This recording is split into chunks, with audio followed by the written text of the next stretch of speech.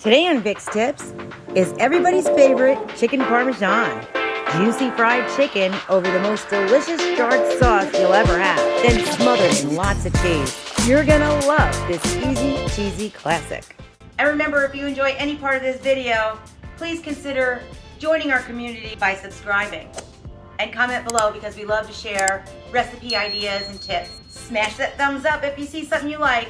Let's get to it. The first thing I'm gonna do is start with the wet kind of marinade for the chicken. It's about 2 cups of buttermilk, and I don't have buttermilk, so I'm gonna use 2 cups of whole milk with 2 tablespoons of red wine vinegar, or a tablespoon. Mix that in a little, let it sit for just a sec. And we wanna make sure that we season everything. So I'm gonna use a tablespoon of garlic powder. Now normally I would eyeball it, and I'm doing it this way so you can learn how to eyeball yourself. So that's a tablespoon. I'm gonna put it in the palm of my hand. So see how much that is? So you know what a tablespoon looks like. Next time you do it, just eyeball it. Tablespoon of basil. Maybe a half a tablespoon of basil. Pepper. However much pepper you want. And salt.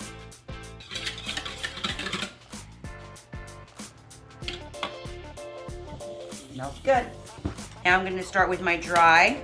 It's going to be about 2 cups of flour. Just a little extra, make sure. Tablespoon of garlic. Remember how big the tablespoon was? Salt. Pepper. About half the basil that you put in the liquid. And I crunch it up to release the flavors because it's a dried basil. I'm going to use the grater because I need a lot of Parmesan. It's about 4 ounces. If you can, you're really gonna wanna use the fresh Parmesan. It's so totally worth it. The flavor is outstanding. And yes, it's more costly up front, but because you use less, because the flavor is so much bigger, totally worth it, if you can. I'm gonna put half of it in with the flour, maybe a third of it in with the flour. Mix that up. For the chicken breast, you wanna take off any of the fat.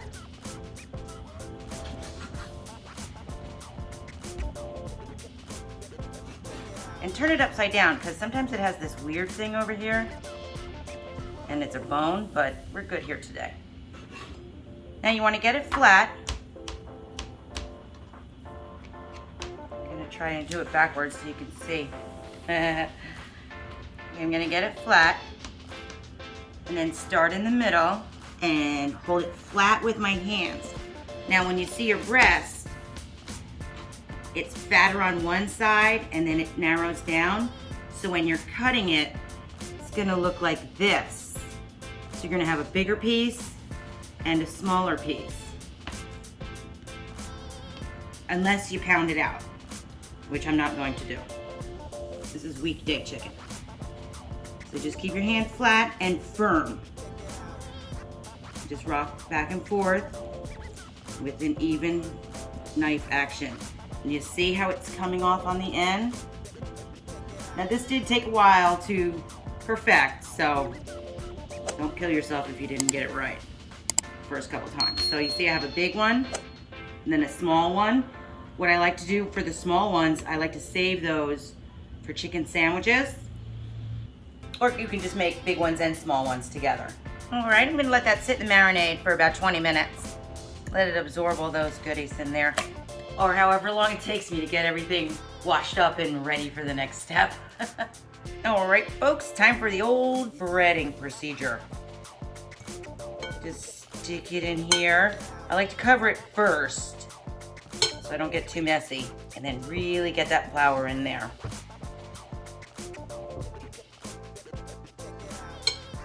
Cover every inch. Shake, shake, shake. That's one. All right, last one. Let's get cleaned up and fry these babies. So to a nice cast iron skillet, I have 2 inches of vegetable oil or canola oil. You want to heat it up real good. When you see your oil dancing and you give it the fry test, and drop something in, you want it to be really crispy, crispy like that. So we know we're good.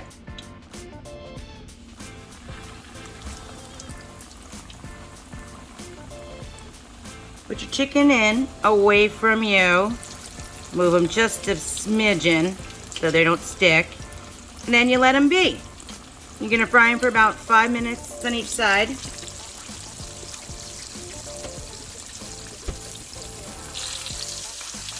And then you turn them. Now you can use any pan for frying, but nothing really beats that cast iron. I mean, I know they have lots of new pans, copper pans, or whatever the new craze is, but there's just something nostalgic about cooking in the cast iron. I mean, it has the even heat. It's so great. I've even made this without putting it in the oven and just rinsed out the oil, put the sauce and cheese on top, and done. If you don't have a cast iron pan, you should get one. So worth it, and I'll leave that link below. When they're nice and crispy on both sides, then you know they're done. Go ahead, take them out.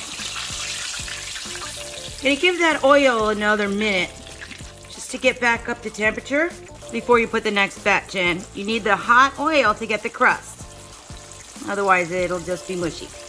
So yay, now we get to assemble. Put a little sauce on the bottom. Any jarred sauce really that you love. I have to tell you about this Mids sauce. It is the best sauce ever invented. Whenever it's a little pricey, but whenever it's on sale, I buy it all up. You see how chunky it is? Here, let me give you a look. It's full of sausage. For a weekday dinner, I'll just buy a jarred sauce, but I have to usually doctor it up or something to make it taste good. This is good, seriously, right out of the jar. Now we get to play Jenga with our chicken. See how good we are at puzzle. Make them all fit in there. So there we go, that looks good. I'm great at puzzles. Rest of the Parmesan. I mean, it is chicken Parmesan after all. And mozzarella. Lots, because I love it. Yeah, I think I'll use the whole bag. Sliced mozzarella is real good on this too. Well, that looks like enough, but I can't just leave a little bit in the bag. That's ridiculous. Can't do that. Then put it in the oven at 350 degrees for about 20 minutes, uncovered until the cheese gets all melted. Here we go.